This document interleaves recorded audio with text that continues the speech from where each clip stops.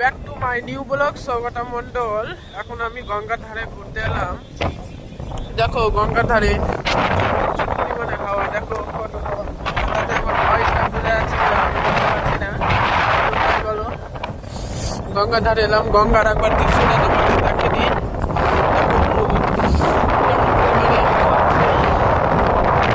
গঙ্গার ধারে দেখো এই গাছগুলোর অবস্থা দেখো কত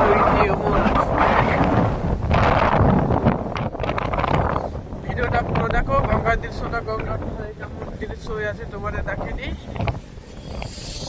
দেখো দেখো গঙ্গার ধারে, গঙ্গার ঢেউটা একবার দেখো, এই লাউটাকে দেখো একবার,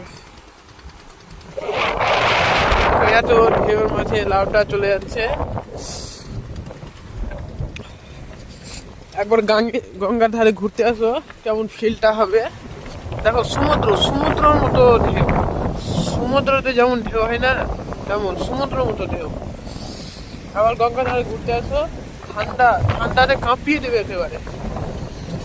দেখো কেমন পরিমাণে হাওয়া, দেখো ধুলোগুলো কেমন উঠছে।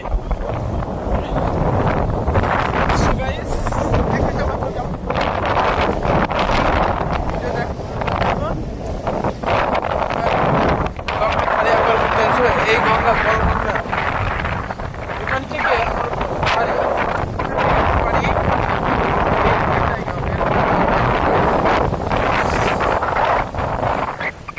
এই মাসে গঙ্গা কাটে ঠান্ডার সময় জন্য, ঠান্ডার সময়। এখানে গঙ্গা, এই রাস্তাটা দিয়ে আমার বাড়ি। এখান থেকে মোটামুটি 5 মিনিট লাগবে হেঁটে, 5 মিনিট তো লাগবে না, 2 মিনিট।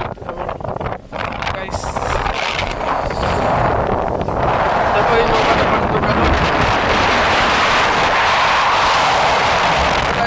ধুলো উঠছে।